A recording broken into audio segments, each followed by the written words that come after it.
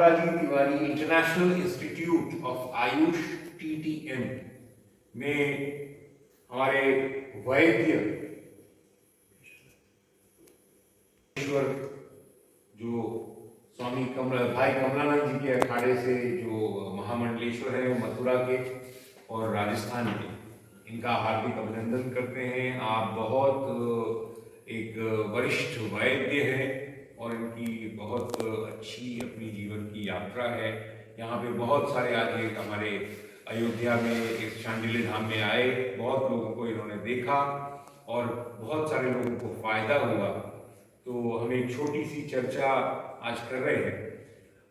हमारे साथ हमारे एडमिनिस्ट्रेटर श्री रामधीर तिवारी जी हैं ब्रह्मर्षि शांडिल्य धाम के, और इनके जूनियर अमित तिवारी जी हैं, और ये एक पेशेंट अंकिता तिवारी जी, और वो एक जूनियर अभी जो उसने इंस्टीट्यूट ज्वाइन किया है हमें ये अनय तिवारी, तो स्टूडेंट है अभी इस Shrimati Ramraji Tiwari international institute of Ayush.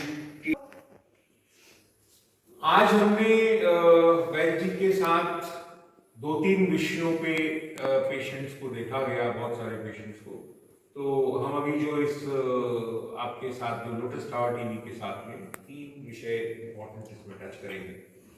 पहला है पेशेंट का पेट साफ करने का, जो आपने एनिमा का विधि बताया है और इन लोगों को प्रशिक्षित किया, कई पेशेंट्स को आपने आज एनिमा भी दिया। इसके थोड़े लाभ के बारे में अपन बात करेंगे जी। और दूसरा हम जो विषय टच करेंगे, जो आपने एक्यूप्रेशर के माध्यम से जो एक मसाज की विधि है जो आपने उसको किया है, मर्म चिकित्सा का जो विषय आपने, जो हमारे आयुर्वेद का बड़ा अभिन्न अंग है, अष्टांग आयुर्वेद का सुश्रुत संहिता। अष्टांग, जब हम अष्टांग आयुर्वेद की बात करते हैं तो उसमें हमने मर्म चिकित्सा का जो है, तो उसमें आप थोड़ा सा आज आपने कई पेशेंट्स को हील किया, टच किया, वो किया, तो उसका हमने देखा। तीसरा जो हम इसमें बिंदु टच करेंगे, जो आपने यहाँ पे लोगों को हील करने के लिए जो आपने चूने की विधि, जो कैल्शियम की कमी और उसके क्या क्या लाभ है, तो 3 विषयों पे, और आपने आज के यहाँ पे स्टूडेंट्स को उस पर आपने वो भी किया, विद्यार्थी भी हमारे साथ में हैं, और ये 2 सीनियर जो लोग हैं हमारे फैकल्टी मेंबर्स हैं, और इधर ये एडमिनिस्ट्रेटर साहब हैं। तो थोड़ा एक एक करके तीनों विषय पे आप थोड़ा प्रकाश करें। धन्यवाद तिवारी साहब, आपने मुझे संवाद का अवसर प्रदान किया। चैनल का भी धन्यवाद, आपने मुझे संवाद का अवसर प्रदान किया। तो पहला जो विषय जैसा आपने बताया, एनिमा के ऊपर चर्चा करते हैं। एनिमा मतलब इसे आयुर्वेद में बस्ती चिकित्सा कहा गया है। एनिमा तो ये अंग्रेजों की नाम दिया है, पंचकर्म में आता है। हाँ, ये पंचकर्म में आता है। वमन विरेचन बस्ती तीसरे नंबर का ये है। उसके बाद में नस्य और ये पंचकर्मा जो है हमारा एक पार्ट है आयुर्वेद का, और नेचुरोपैथी भी इसको मानता ही है। तो हम बस्ती की बात करते हैं। बस्ती कई प्रकार की बस्ती, अनुलोमनीय, मात्रा बस्ती, दुनिया भर की बस्तियां हैं। तो आज जो हमने ट्रेनिंग का हिस्सा रखा या जो लोगों के साथ में शेयर किया, जिनके साथ में चिकित्सा की, उसमें एनिमा आज की बस्ती, हमारी बस्ती चिकित्सा जिसे बोलते हैं, तो उसमें हम क्या करते हैं, कुछ या तो त्रिदोष नाशक कंटेंट से पानी उनका काढ़ा या बना करके एनस के रास्ते से हमारे गुदा स्थल से हम उसको कोलोन की सफाई करने के लिए देते हैं पानी। और वो प्रक्रिया एक ऐसी प्रक्रिया है जैसे वैक्यूम, जैसे बॉडी में जाता है अंदर, वैक्यूम के थ्रू अंदर पानी का प्रवेश होता है। फिर जब हमारा ब्लैडर पूरी तरह से मलाशय पूरी तरह से साफ हो जाता है, उसके बाद में बलाश्वगंधा नामक एक औषधि है जो हमारी आंतों को मजबूती देने का काम करती है, पाचन क्रियाओं को शुद्ध करती है, उसका हम प्रयोग करते हैं। तो पहले सफाई करते हैं, जब पेशेंट उसको निवृत्ति के बाद में आता है हमारे पास, तो हम कैथेटर के थ्रू उस को अंदर एनस में प्लांट कर देते हैं, मलद्वार में, कोलोन में प्लांट कर देते हैं, जिससे एब्जॉर्प्शन की पावर बॉडी में बढ़ती है, कमजोरी भी दूर होती है। तो इसके फायदे क्या हैं? फायदे ये हैं कि जब हमारा बड़े आंत के अंदर मिनरल और विटामिन का एब्जॉर्प्शन आज के युग में देखा गया है कि विटामिन्स बॉडी में कम पाए जाते हैं, खासकर विटामिन डी और B12 जैसे या बी कॉम्प्लेक्स जैसे विटामिन्स जो हमारी बॉडी में कम पाए जाते हैं या इनका एब्जॉर्प्शन बॉडी में नहीं होता, मिनरल्स का एब्जॉर्प्शन नहीं होता, जिसके कारण क्रैम्प्स वगैरह ये सारी बीमारियां देखने को मिलती हैं, और भी बालों का झड़ना, अन्य चीज़ें, आँखों का चश्मा, ये सारी चीज़ें देखने को मिलती हैं। तो वस्ती एक ऐसी चिकित्सा है आयुर्वेद में जो किसी भी रोग को तुरंत प्रभाव से उसके जो प्रभाव हैं, रोग के प्रभाव हैं, उसको तुरंत आधा कर देती है, 50% कर देती है।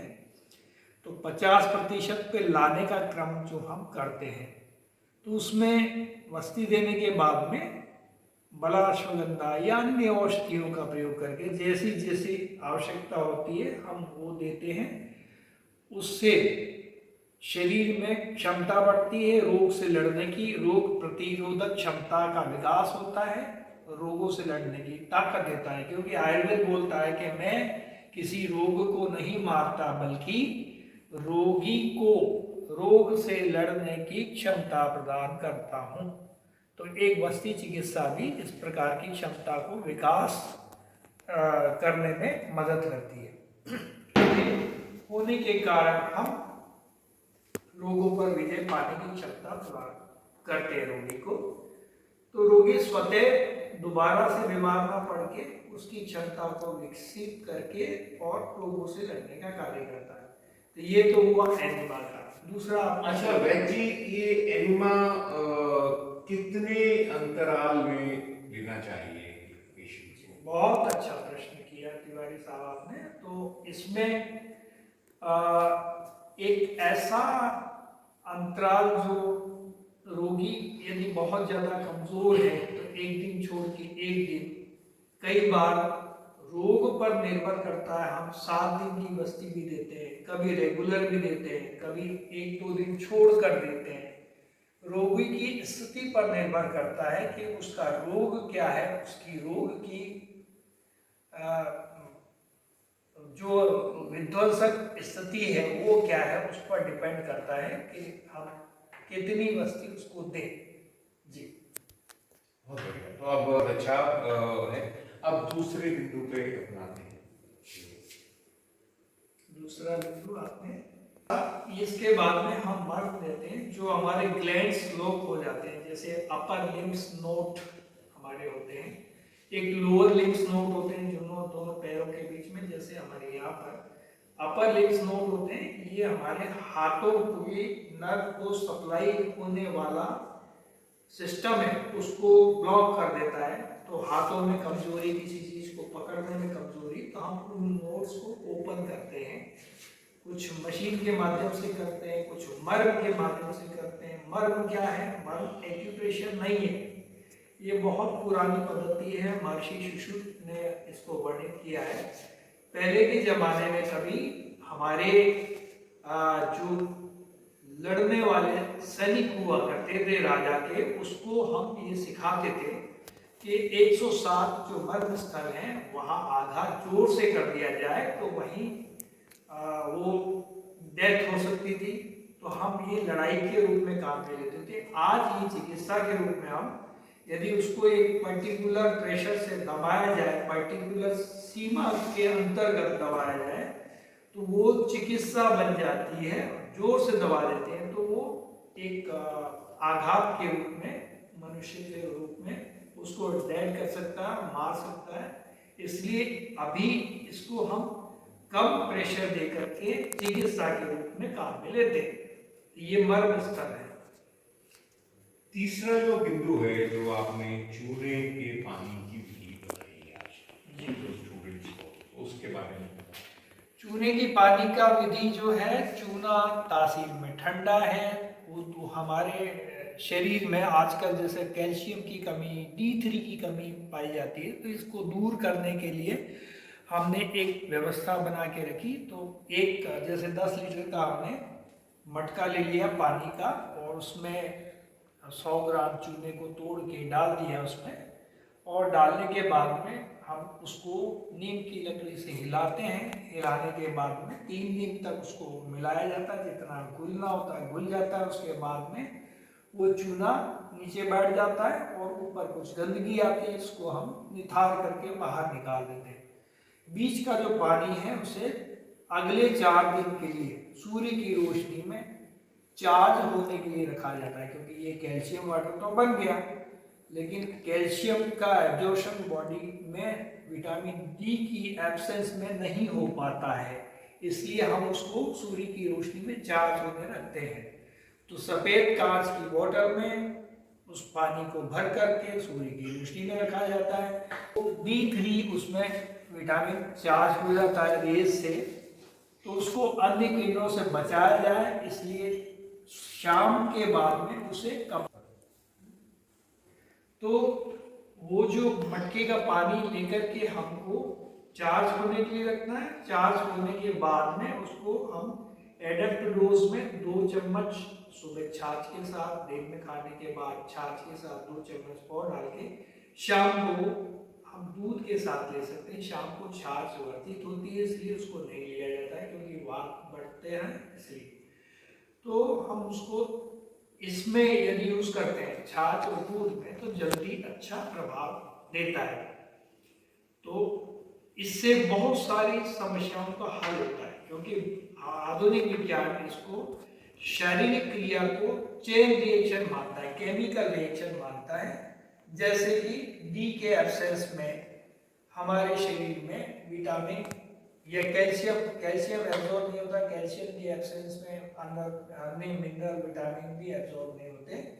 इसीलिए हमको क्या करना होता है कि डी के साथ में लेकर के कैल्शियम को एब्जॉर्प्शन बढ़ाने के लिए प्रक्रिया में रखा जाता है, जिससे जिनका फैटी लीवर है उनके लिए अच्छा है। यूट्रस में गांठें हो गई महिलाओं के लिए, तो महिलाओं के बाल झड़ रहे हैं, ये सब रुक जाते हैं। विटामिन ये बॉडी में, शरीर में जो कैल्शियम की कमी महिलाओं को देखी जाती है, हड्डियों के रोगों में ये फायदा करता है। बच्चों के ग्रोथ के लिए अच्छा है, हाइट ग्रोथ के लिए बहुत बढ़िया है। जहां जहां भी कैल्शियम का यूज होता है, हर शरीर के पार्ट को डेवलपमेंट के लिए या उसकी क्षीणता को ठीक से रिपेयर करने के लिए कैल्शियम बहुत जरूरी होता है, इसलिए वहां पर ये बहुत उपयोगी साबित होता है। अच्छा वैसे ये नियमित आमतौर से भी अपने जीवन शैली का भी लिया जा सकता है, या इसका कोई साइड इफेक्ट होते हैं? ये इसका कोई साइड इफेक्ट तो नहीं है, क्योंकि ये एक चेन रिएक्शन है बॉडी का। हम इसको डेली अपने प्रयोग में ला सकते हैं। आप जिसको, क्योंकि आजकल सभी को मोटापा, सबको है, मोटापा कम करना है, पेट कम करना है, वेट कम करना, उसमें ये अपना बहुत बड़ा योगदान देता है। कि कैल्शियम की कमी होते ही सबसे पहले लीवर जो है बहुत स्वार्थी जीव है, जिसके कारण वो फैट बढ़ाने लगता है। वो फैट बढ़ने से मोटापा बढ़ता है। बहुत अच्छा, धन्यवाद। हमारे साथ एक विद्यार्थी है, तो ये बताओ बेटा कि आज आपको क्लास में कैसा लगा? आज वैद जी के साथ आपने पूरी क्लास अटेंड की, पूरे सुबह से लेके शाम तक, कैसा लगा था आपका अनुभव बताइए। क्लास में हमें बहुत अच्छा लगा। क्या क्या सीखा आपने आज? हमने आज को देना सीखा बहुत बढ़िया था।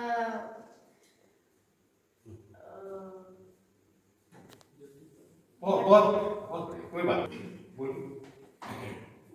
और मटके में चूना का पानी, चूने का पानी को वो- बनाना सीखा। नीम के डंडे से।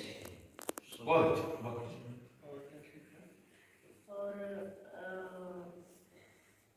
मरु चिकित्सा का भी कुछ मालिश और ये मरु चिकित्सा प्रेशर पॉइंट भी कुछ सिखा, मरु चिकित्सा तो ज़्यादा नहीं सीखा। ज्यादा नहीं सीखा तो कल सीख लेंगे उसको, है ना? बहुत बढ़िया, थैंक यू वेरी मच। अच्छा, हमारे साथ हमारे ब्रह्मर्षि शांडिल नाम के एडमिनिस्ट्रेटर हैं जो आज पूरे दिन की प्रक्रिया में इन्वॉल्व रहे।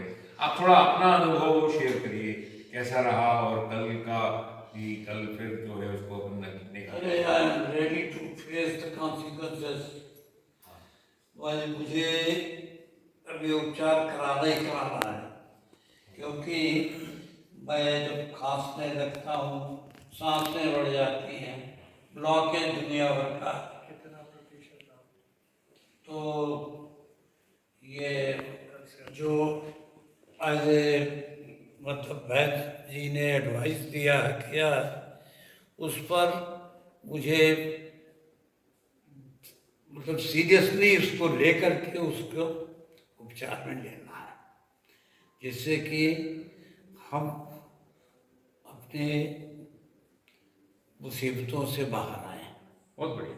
तो आपको कितना परसेंट कल से आज तक जो है लगभग अभी 24 तो बात घंटे? सबसे नहीं। अच्छा, ठीक है, ठीक। हमारे साथ ये अंकिता जी हैं। अंकिता जी, आपको कल बहुत बॉडी पेन था और कितना उस पे आपने भी ट्रीटमेंट लिया? हमारे साथ अंकिता जी हैं, बताना है जिनको कल बहुत बॉडी पेन था, वैद्य जी शाम को आए, फिर आज उन्होंने पूरा दिन क्लास अटेंड किया, आपने ट्रीटमेंट भी लिया और क्लास में भी रहे। थोड़ा अपना अनुभव शेयर करिए, कैसा रहा, कितना प्रतिशत आपको लाभ मिला? वैद्य जी ने, गुरु जी ने जो उपचार किया उससे हमें बहुत ज़्यादा आराम मिला। कल हमें बहुत ज़्यादा दर्द था। ने मेरा उपचार किया, मुझे बहुत ज़्यादा पेन हो रहा था, मैं बहुत ज़्यादा परेशान थी पूरे दिन क्या, मैं एक हफ्ते से बहुत ज़्यादा परेशान थी। दर्द की वजह से रो रही थी, बहुत ज़्यादा मुझे दर्द हो रहा था पैर पे। लेकिन वैद्य जी ने बहुत अच्छा उपचार किया, तो उससे हमें बहुत आराम मिला। बहुत बढ़िया। हमारे साथ युवा एंटरप्रेन्योर जो अब इसको एंटरप्रेन्योरशिप का जो है इसमें उनका प्रशिक्षण रहा, तो आज आप 2 दिन कल से आज तक आपने क्या सीखा और क्या आपका अनुभव, कैसे इसको आगे ले जाएंगे? सीखने को तो हम टाइम नहीं देते होता ना, लेकिन अभी गुरु जी रहेंगे तो हम आगे टाइम लेंगे और सीखने की कोशिश करेंगे। बहुत अच्छा, बहुत बहुत धन्यवाद लोटस टावर टीवी का। और मैं निवेदन करूंगा कि जो भी लोग इस वीडियो को देख रहे हैं वो हमसे संपर्क कर सकते हैं। लक्ष्मी जी अपना नंबर इसमें डाल दीजिएगा और ये वीडियो अधिक से अधिक शेयर करें। और आप ये जो भारतीय चिकित्सा पद्धतियां हैं, जो हमारा Shrimati Ramraji Tiwari international institute of Ayush TTM है, आयुष का मतलब होता है आयुर्वेदा, योगा, नेचुरोपैथी, यूनानी, सिद्धा, होम्योपैथी, सोवा रिगपा जो तिब्बतियन मेडिसिन है, और TTM जो है ट्राइबल और ट्रेडिशनल मेडिसिनल सिस्टम्स के साथ जुड़े। आप यहाँ पे आके स्वास्थ्य लाभ ले सकते हैं। वैद्य जी अयोध्या में, ब्रह्मर्षि शांडिल्य धाम में, और वैद्य जी अपना नियमित समय समय पे कैंप इनका लगता रहेगा, आते रहेंगे। आप सभी का बहुत हार्दिक अभिनंदन और स्वागत।